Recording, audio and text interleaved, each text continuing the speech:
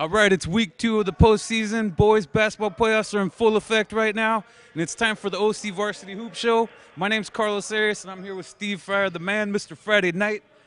Break it down for me, man. We had some early interesting outcomes recently. Yeah, pretty interesting in 2AA. Ocean View, my pick to win the whole thing in 2AA, and the number 1 seeded team lost to Thousand Oaks on Tuesday by 15 points.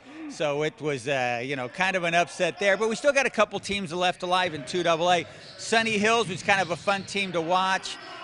They've got a tough one coming up. But really interesting is Tesoro, which, finished, 4th place in the South Coast League.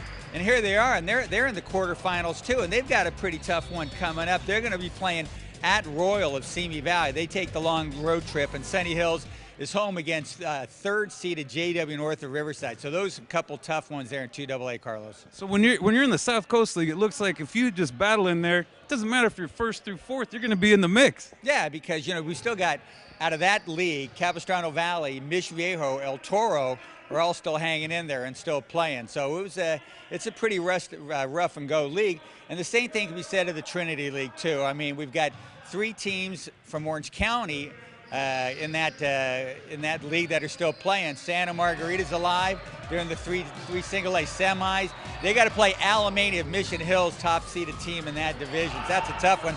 Modern Day still going, and we'll talk about that in a minute. And then right behind us, Orange Lutheran's getting ready to play a game too. So they're also advanced pretty deep as well. They're in the quarters and theirs. So let's get to it. Modern Day, are they going to be tested yet, or are we still going to see them rolling?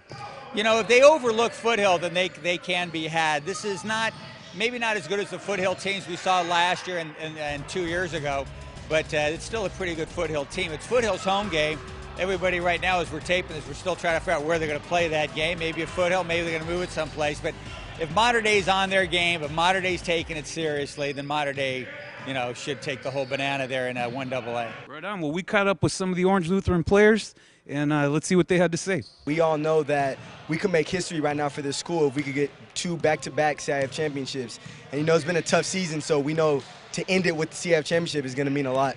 When Gabe York was out, did you just kind of try and take this club on your shoulders, but you didn't want to do too much? What was it like when Gabe was out? What did you have to do? Oh, I knew I had to take more shots. I did kind of have to carry the team on my back, but that's what great leaders do.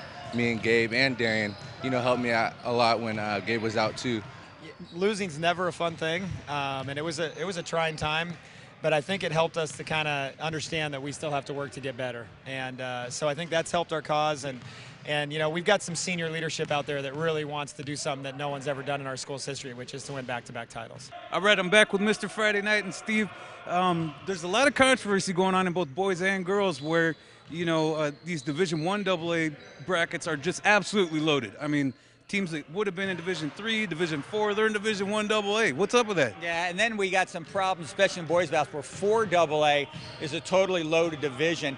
Look at Price of Los Angeles. Okay, last year they won a championship in a higher division. A couple years ago, got to the finals in a higher division. Yet they've dropped down to 4AA. This system is set up so it's supposed to be moving these teams, these successful playoff teams, up, up, up. And these sort of basketball strong schools, Laverne Lutheran, Price, Windward of LA, they're still stuck in that 4AA. And then you get a team like Laguna Beach, the smallest public school in Orange County, is in that division with these high-powered basketball schools.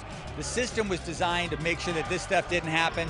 It's still happening. Do we have to wait a year or two until this thing flushes itself all out and gets it together?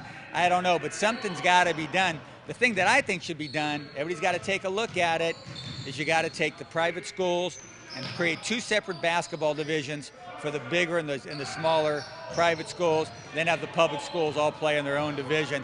Solves a lot of problems. It solves a lot of animosity that's out there about the public schools toward the private schools. And, I think that the private schools have some advantages. And certainly, with funding going the way it's going in public schools right now, Carlos, they're not going to have the kind of money to hire the big coaches, to keep their programs well-fueled financially. So I think this chasm that exists between the private and public schools, Carlos, is going to get bigger. It's not going to close. And so now is really the time to start thinking about creating separate playoff divisions for the private and the public schools. I really think now's the time, man. So that's what's going on in boys basketball. And click in on OCVarsity.com, where we got you covered.